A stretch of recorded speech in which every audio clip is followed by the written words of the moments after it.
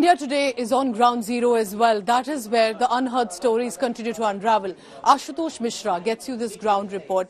This, remember, is not only about what they have faced, how they have survived, but it is also to ensure that the country knows about these real-life experiences, eyewitness accounts, and the situation must return to normal very soon.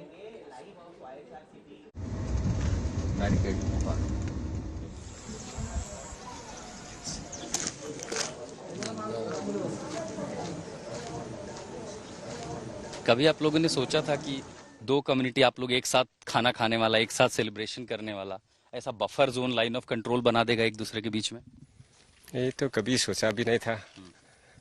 बहुत अच्छा से रह रहा था हम लोग, पता नहीं क्या हो गया बीच में। अभी हम लोग अभी यहाँ के जो बंकर्स वगैरह हैं वो चल रहे हैं या हटा दिए उसको? अभी ये तो हटा दिया है गवर्नमेंट ऑर्डर के मुताबिक।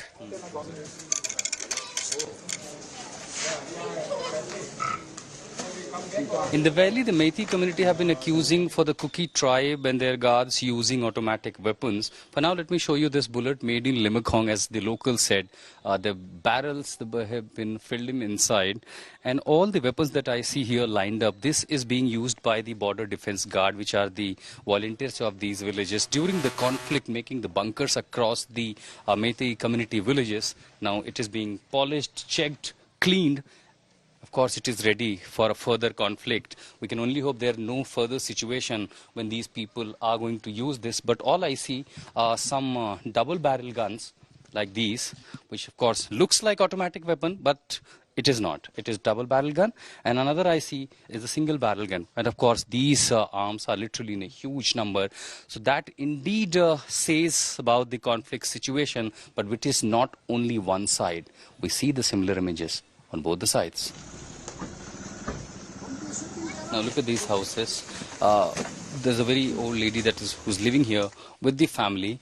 Almost nothing left now.